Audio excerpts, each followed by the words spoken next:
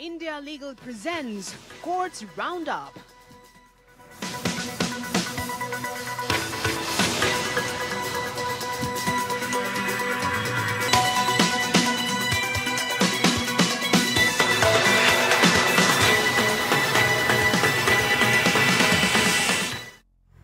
नमस्कार, आप देख रहे हैं हमारी खास पेशकश कोर्ट्स राउंडअप। मैं हूं आपके साथ नलिनी सिंह पालेवाल। इस बुलेटिन में अगले आधे घंटे हम आपको कोर्ट से जुड़ी तमाम छोटी बड़ी खबरों से रूबरू करवाएंगे। कोर्ट की कार्यवाही और सुप्रीम कोर्ट से लेकर हाई कोर्ट और लोअर कोर्ट्स तक के फैसलों को आपके सामने रखेंगे। तो चलिए शुरू करते हैं खबरों का सिलसिला। India Legal presents Courts Roundup.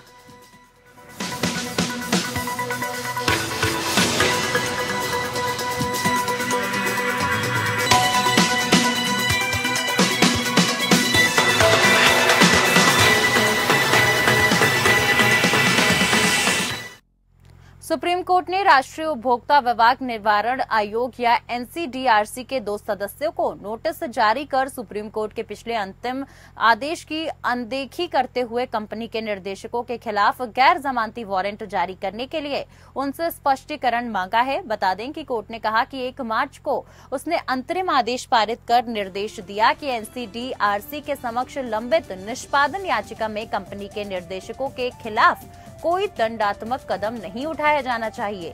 हालांकि 8 मार्च को एनसीडीआरसी के निर्देशकों से अनुपालन का हलफनामा दाखिल करने को कहा गया। बाद में 2 अप्रैल को एनसीडीआरसी ने निर्देशकों के खिलाफ गैर जमानती वारंट जारी किया, जो 26 अप्रैल को वापस किया जाना है।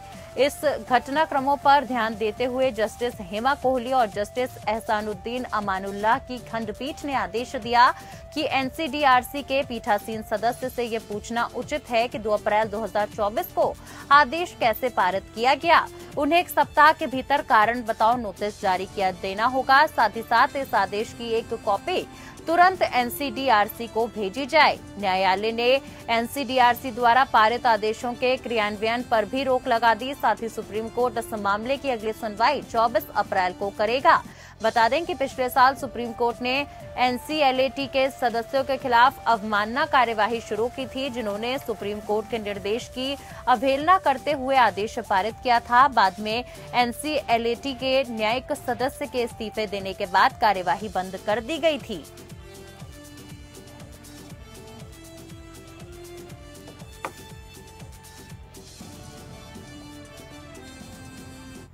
पश्चिम बंगाल गवर्नर ने पश्चिम बंगाल सरकार द्वारा अनुशंसित सूची में से उम्मीदवारों को नियुक्त करके कुलपतियों की 6 रिक्तियों को भरने पर सहमति व्यक्त की है। बता दें कि अटॉर्नी जनरल आर वेंकटरमणि ने 16 अप्रैल को सुप्रीम कोर्ट को राज्यपाल यूनिवर्सिटी के कुलाधिपति के फैसले के बारे में जानकारी दी।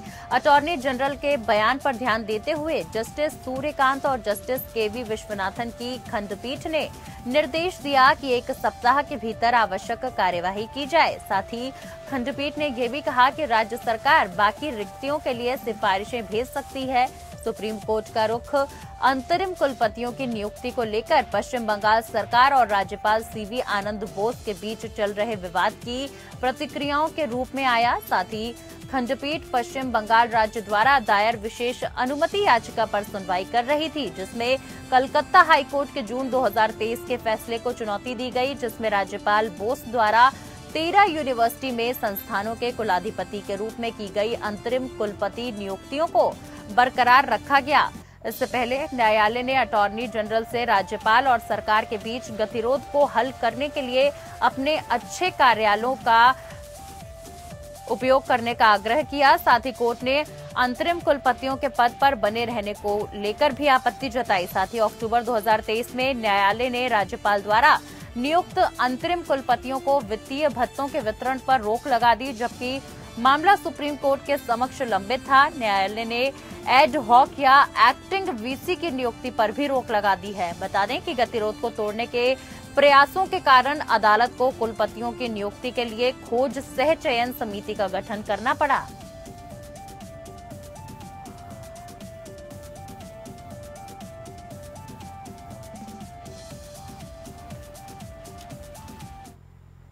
सुप्रीम कोर्ट ने उन राज्यों को विस्तृत हलफनामा दायर करने का निर्देश दिया जिन्होंने मॉब लिंचिंग की घटनाओं में वृद्धि के संबंध में national federation of Indian women की ओर से दायर जनहित याचिका पर अभी तक जवाब नहीं दिया है। बता दें कि सुप्रीम कोर्ट ने राज्यों को जनहित याचिका में उल्लेखित मॉब लिंचिंग की घटनाओं के संबंध में उनकी ओर से उठाए गए कदमों की जानकारी देने का निर्देश दिया। साथ ही याचिकाकर्ता ने सभी राज्यों को प्रतिवादी के रूप में जोड़ा है, जिनमें से केवल मध्य प्रदेश और हरियाणा ने ही अपने जवाब दाखिल किए हैं। Justice BR Gavai, justice Arvind Kumar और जस्टिस संदीप मेहता की पीठ ने कहा कि ज्यादातर राज्यों ने अपने हलफनामे दाखिल नहीं किए हैं। राज्यों से ये उपेक्षा की गई थी कि वे कम से कम इस बात का जवाब दें कि ऐसे मामलों में क्या कार्यवाही की गई है।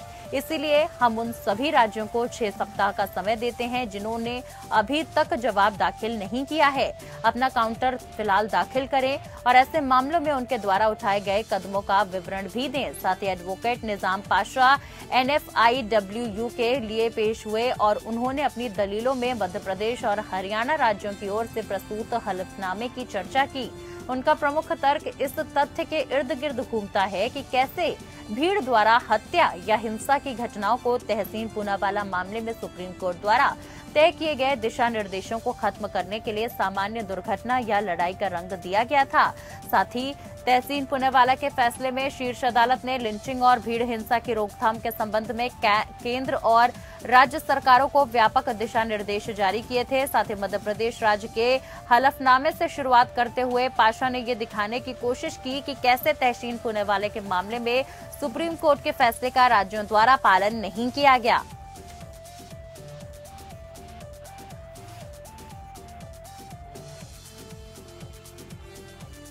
केंद्र सरकार ने सुप्रियो बनाम यूनियन ऑफ इंडिया मामले में सुप्रीम कोर्ट के फैसले के दिशा निर्देश समलैंगिक समुदाय से संबंधित विभिन्न मुद्दों की जांच के लिए 6 सदस्यीय समिति का गठन किया। समिति की अध्यक्षता कैबिनेट सचिव करेंगे।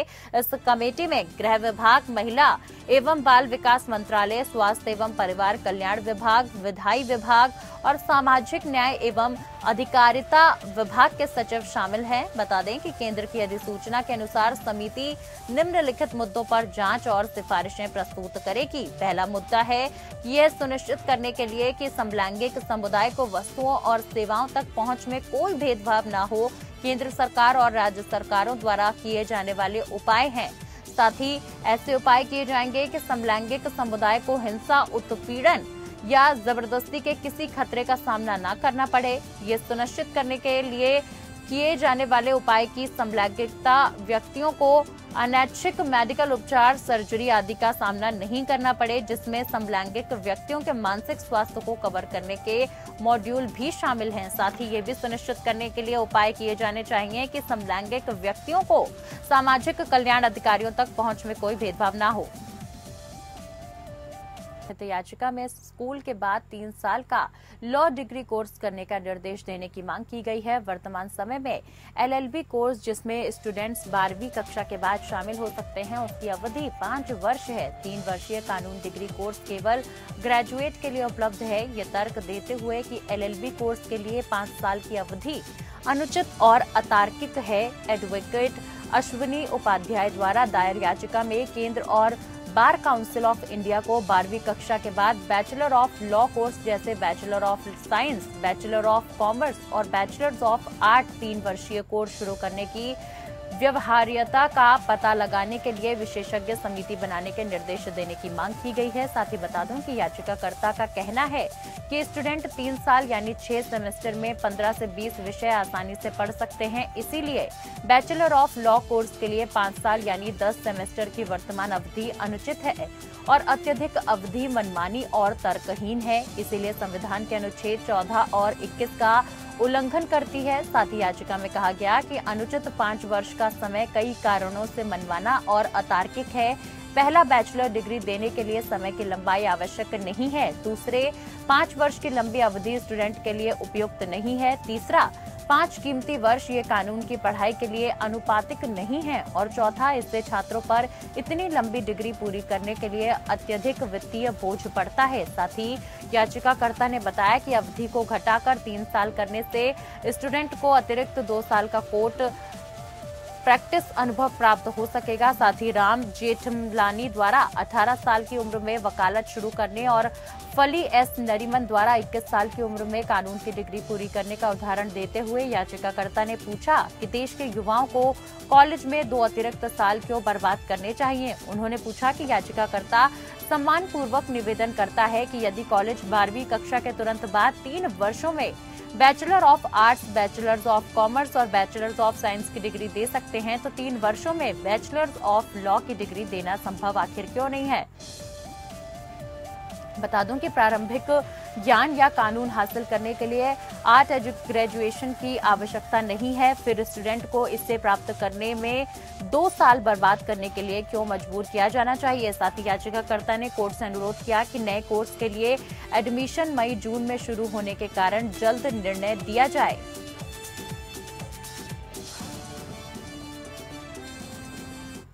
शराब नीति मामले में न्यायिक हिरासत में चल रहे मुख्यमंत्री अरविंद केजरीवाल को जेल से सरकार चलाने की अनुमति देने के लिए दिल्ली हाईकोर्ट में जनहित याचिका दायर की गई है। बता दें कि याचिका में केजरीवाल के लिए वर्चुअल कॉन्फ्रेंसिंग के माध्यम से कैबिनेट मंत्रियों के साथ बातचीत करने के लिए आवश्यक व्यवस्था की मांग की गई है। इसका उद्देश्य मीडिया हाउस को केजरीवाल के इस्तीफे और राष्ट्रीय राजधानी में राष्ट्रपति शासन लगाने के संबंध में दबाव बनाने और सनसनीखेज सुर्खियां प्रसारित करने से रोकना है। जनहित याचिका में दिल्ली भाजपा अध्यक्ष वीरेंद्र सचदेवा को केजरीवाल के इस्तीफे के लिए अवैध तरीकों से विरोध या बयान देकर कोई अनुचित दबाव बनाने से रोकने और डीडीयू मार्ग पर विरोध प्रदर्शन के लिए अवैध सभा इकट्ठा करने के लिए उनके खिलाफ कार्यवाही शुरू करने की मांग की गई है। इसमें आरोप लगाया गया है कि सचदेवा बड़े पैमाने पर विरोध प्रदर्शन करके और राजनीति से प्रेरित दुर्भावना के साथ यातायात और शांति को प्रभावित करके जबरदस्त दबाव की व्यवस्था कर रहे हैं। याचिका में कहा गया कि पिछले 7 वर्षों से दिल्ली के शासन का शिक्षा और स्वास्थ्य क्षेत्र में उत्कृष्ट ट्रैक रिकॉर्ड है। इसमें कहा गया कि राष्ट्रीय राजधानी की वर्तमान स्थिति भारत के संविधान के अनुच्छेद 21, 14 और 19 के तहत दिल्ली के लोगों के मौलिक अधिकार के उल्लंघन का अत्यधिक खंडन है। साथ ही जनहित याचिका में कहा गया कि न तो भारतीय संविधान और न ही किसी कानून ने मुख्यमंत्री या प्रधानमंत्री सहित किसी भी मंत्री को जेल से सरकार चलाने से रोका है। याचिकाकर्ता श्रीकांत प्रसाद ने कहा कि वे दिल्ली के उन गरीबों और वंचित लोगों की ओर से अदालत का दरवाजा खटखटा रहे हैं जो दिल्ली सरकार की योजनाओं से लाभ तो उठा रहे हैं लेकिन अपने अधिकारों के बारे में नहीं जानते हैं।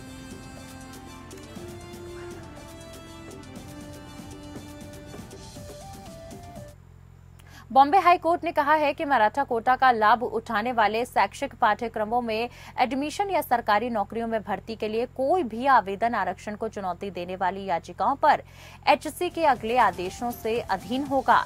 Chief justice Devendra Kumar Upadhyay, justice GS Kulkarni और जस्टिस पूनीवाला की फुल बेंच ने आरक्षण को चुनौती देने वाली जनहित याचिकाओं और रिट याचिकाओं की सुनवाई 13 जून 2024 तक के लिए स्थगित कर दी है। बता दें कि अदालत ने आगे कहा कि इसी तरह सार्वजनिक रोजगार में भर्ती के लिए अधिनियम के बाद बनाया गया कोई भी विज्ञापन आगे के अदालती आदेशों के अधीन होगा। साथ ही अदालत ने अधिकारियों को उस आदेश के बारे में सभी भाग लेने वाले उम्मीदवारों को सूचित करने का निर्देश दिया। अदालत ने जनहित याचिकाकर्ता का अंतरिम आवेदन खारिज कर दिया जिसमें जस्टिस जीसी कुलकर्णी को पीठ से अलग करने की मांग की गई थी। साथ ही याचिकाएं महाराष्ट्र राज्य सामाजिक और शैक्षणिक रूप से पिछड़े वर्गों के लिए आरक्षण अधिनियम 2024 की संवैधानिक वैधता को चुनौती देती हैं जो नौकरियों और शिक्षा में मराठा समुदाय को 10% आरक्षण देता है। ये अधिनियम 20 फरवरी 2024 को विधायिका में पारित किया गया। साथ ही रिपोर्ट्स के मुताबिक रिपोर्ट में मराठा समुदाय को आरक्षण देने के औचित्य के रूप में असाधारण परिस्थितियों और असाधारण स्थितियों का हवाला दिया गया जो राज्य में कुल आरक्षण सीमा 50% से अधिक है। याचिकाओं में MSBCC और अध्यक्ष के रूप में जस्टिस शुक्र की नियुक्ति की वैधता को चुनौती दी गई। साथ ही याचिकाकर्ता ने ये भी तर्क दिया कि 50% से अधिक आरक्षण संवैधानिक संशोधन के बिना नहीं दिया जा सकता। कानून विधानसभा में बहस के बिना पारित किया गया और MSBCC रिपोर्ट के निष्कर्षों में अंतर्निहित खामियां हैं। साथ ही अदालत ने राज्य और हस्तक्षेपकर्ताओं को याचिकाकर्ताओं के वकील को प्रतियां सौंपने के बाद 3 सप्ताह के भीतर जवाब में अपने संबंधित हलफनामे दाखिल करने का निर्देश दिया है। इसके बाद याचिकाकर्ता 2 सप्ताह के भीतर प्रत्युत्तर दाखिल कर सकते हैं।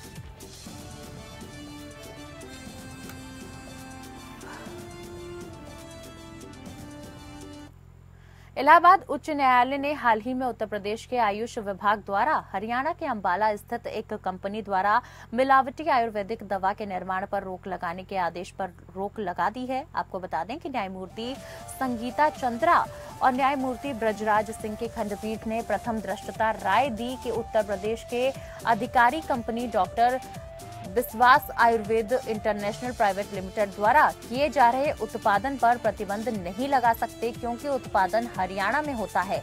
हालांकि कोर्ट ने स्पष्ट किया कि उत्तर प्रदेश में ऐसी मिलावटी दवाओं की बिक्री निश्चित रूप से यूपी में राज्य अधिकारियों द्वारा रोकी जा सकती है। कोर्ट ने आदेश दिया, हम एक अंतरिम उपाय के रूप में ये प्रावधान करते हैं कि आदेश केवल तब तक प्रभावी नहीं होगा जब तक ये सूचीबद्ध होने की अगली तारीख तक विवादित आयुर्वेदिक दवाओं के निर्माण से संबंधित हो।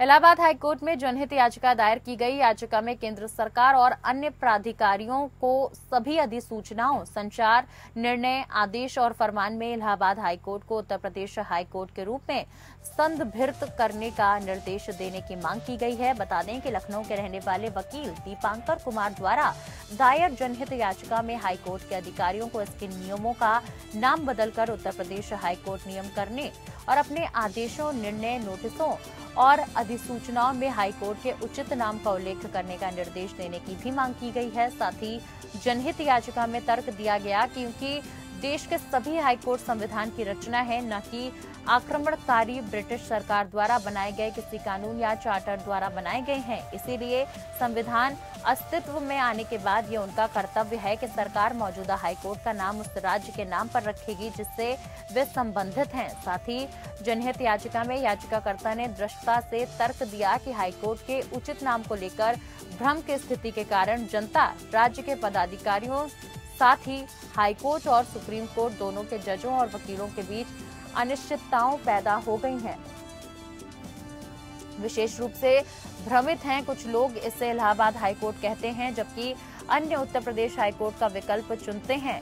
1964 में विशेष संदर्भ नंबर 1 में सुप्रीम कोर्ट की टिप्पणियों का हवाला देते हुए याचिकाकर्ता ने तर्क दिया कि उक्त मामले में सुप्रीम कोर्ट ने हाईकोर्ट को उत्तर प्रदेश हाईकोर्ट के रूप में संदर्भित किया और उत्तर प्रदेश हाईकोर्ट की लखनऊ खंडपीठ के रूप में हाईकोर्ट की लखनऊ पीठ का नाम रखा गया।